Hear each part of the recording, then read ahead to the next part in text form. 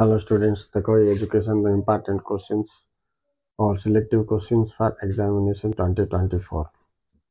Question number 1, John ड्यूकर मତରେ ଶିକ୍ଷାର ସ୍ତର ଓ ଶିକ୍ଷାଦାନ ପଦ୍ଧତି ବିଷୟରେ ଲେଖ। ଯେମିତି ରୁଷଙ୍କର ଶିକ୍ଷାନୀତି ଦର୍ଶନ ଓ ପାଠ୍ୟକ୍ରମ, ତାପରେ ପାଓଲୋଭଙ୍କର ଅନୁବନ୍ଧିତ ଓ ଅନୁକ୍ରମ ଶିକ୍ଷଣ ତତ୍ତ୍ୱ ମୋଷ୍ଟ ଇମ୍ପୋର୍ଟାଣ୍ଟ। ନେକ୍ସଟ ହେଉଛି ତୁମର ପ୍ରଯତ୍ନ ଓ ପ୍ରମାଦ ଶିକ୍ଷଣ ତତ୍ତ୍ୱ ଉପରେ ଆଧାରିତ ପରୀକ୍ଷା ବର୍ଣ୍ଣନା କର। ତାପରେ ଦେଖ ପ୍ରାଥମିକ ଶିକ୍ଷାର ସାର୍ବଜନୀକରଣ ସହିତ ଜଡ଼ିତ ସମସ୍ୟା ଗୁଡ଼ିକ ଲେଖ। ଏଭଳି ମୂଲ୍ୟବୋଧ କ'ଣ, ଏହାର ଗୁରୁତ୍ୱ। ନେକ୍ସଟ 7 ନମ୍ବର ଦେଖ ଜାତୀୟ ସଂହତି କ'ଣ, ବିଦ୍ୟାଳୟ ଦ୍ୱାରା ଏହା କିପରି ପ୍ରତିଷ୍ଠା ହେବ ଲେଖ।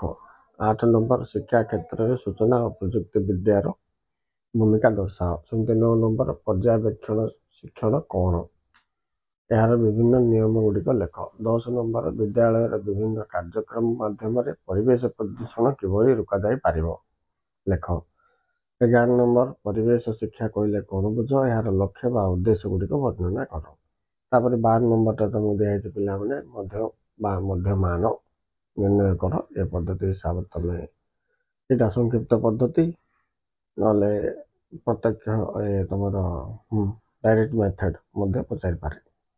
ମେଥଡ଼ ତୁମେ ଆପ୍ଲାଏ କରିବ। ନେକ୍ସଟ ଏଇଟା ଏଡିସନାଲ କ୍ୱେଶ୍ଚିନ୍ ଦେଇଛି ଦେଖ।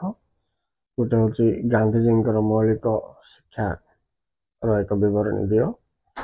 ପରେ ଅନ୍ତର୍ଦୃଷ୍ଟି ଶିକ୍ଷଣ ତତ୍ତ୍ୱର ପରୀକ୍ଷଣ ବିବରଣୀ ଲେଖ। ଓକେ ଷ୍ଟୁଡେଣ୍ଟସ୍, ଏ ଥିଲା ତୁମକୁ ଏଡିସନାଲ 2ଟା କ୍ୱେଶ୍ଚିନ୍ ସହିତ ମୋଟ 14ଟା କ୍ୱେଶ୍ଚିନ୍ ଦେଇଛି। ଟେକ୍ ଦି ସ୍କ୍ରିନଶଟ୍ ନେଇକରି ତୁମମାନେ ସେଇ ହିସାବରେ ଏକ୍ଜାମ ପାଇଁ ପ୍ରିପେୟାର କର। ଏଇଟା ଗୋଟେ ମଡେଲ କ୍ୱେଶ୍ଚିନ୍। ଆରୁ ନିଶ୍ଚିତ ଭାବରେ ତୁମକୁ 4ଟା ଲେଖିବାକୁ ପଡ଼ିବ, ତ 4ଟା ଆସିଯିବ ପିଲାମାନେ। ଓକେ।